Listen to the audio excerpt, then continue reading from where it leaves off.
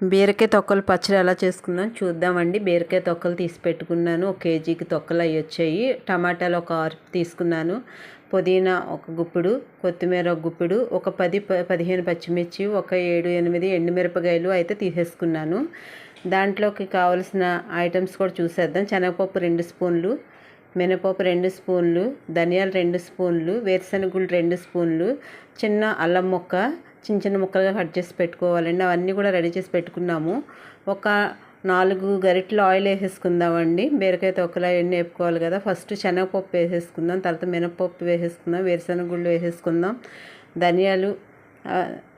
ధనియాలు వేసేసుకుందాము, అల్లం కూడా వేసేసుకుని కొంచెం 2 నిమిషాల పాటు వేపేసుకుందామండి. కొంచెం ఫస్ట్ అవి అయితే వేగాలి. తర్వాత పచ్చిమిర్చి వేసుకుందామండి వేగడం కోసం. తర్వాత ఎండుమిరపకాయలు కూడా వేసేసుకుందాము.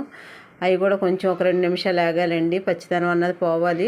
చక్కగా ఆయిల్ అన్నది అన్నిటికీ కూడా పట్టాలి.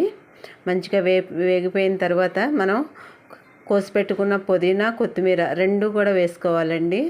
పుదీనా, కొత్తిమీర కూడా వేసుకున్నాను చూడండి. అసలు ఫ్లేవర్ అయితే సూపర్గా ఉంటుందండి. మీరు కూడా ఒకసారి ట్రై చేసి చూడండి. మీకు కామెంట్స్లో పెట్టండి ఎలా ఉంది ఏంటని. అది కూడా చక్కగా మగ్గిపోయింది చూడండి. చక్కగా మగ్గిపోయింది.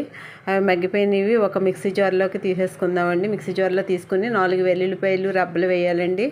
తర్వాత ఒక్కొక్క స్పూన్ జీలకర్ర వేయాలి.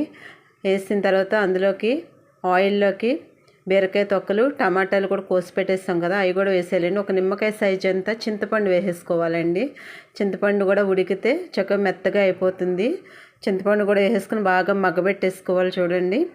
బాగా మగ్గిపోయేలాగా ఒక 10 నిమిషాలు, పావుగంట సేపు మగ్గబెట్టేసుకోవాలండి. చక్కగా ఫ్లేవర్ అయితే బాగుంటుందండి, చాలా బాగుంటుందండి. ఒకసారి ట్రై చేయండి చూడండి. చాలా చక్కగా వచ్చేసింది, చక్కగా మగ్గిపోయింది. దీంట్లో ఆల్రెడీ పెట్టుకున్నాం కదా, దాంట్లో ఒక 2 స్పూన్లు యాడ్ చేసుకోవాలండి. మిక్సీలో సాల్ట్ అయితే వేసేసుకున్నాం చూడండి. మెత్తగా మిక్సీ అయిపోయింది. ఒక బౌల్లోకి తీసేసుకుందామండి.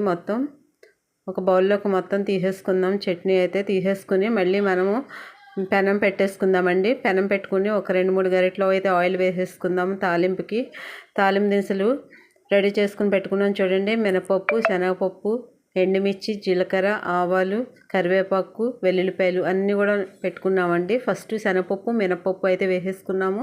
వెల్లుల్లిపాయలు కూడా వేసేసుకున్నామండి. అవి కొంచెం టైం పడుతుంది కదా వేగడానికి, అవి వేగాలండి. కొంచెం ఒక 2 మినిట్స్ వేగిన తర్వాత ఆవాలు వేసుకోవాలి, జీలకర్ర వేసుకోవాలి, ఎండుమిర్చి వేసుకోవాలి, కరివేపాకు వేసేసుకోవాలి. వేగిపోయినాయి చూడండి. వేగిపోయిన తర్వాత ఆ పచ్చళ్ళలో యాడ్ చేసేసుకోవడమేనండి. చక్కగా చూడండి ఎంత బాగుందో, చాలా టేస్ట్గా ఉంటుంది. చపాతీల్లోకి, టిఫిన్లోకి, దోశల్లోకి, ఇడ్లీలోకి, అన్నంలోకి చాలా బాగుంటుందండి. ఈ పచ్చడి నచ్చినట్లయితే లైక్ చేసి, షేర్ చేసి, సబ్స్క్రైబ్ చేయండి.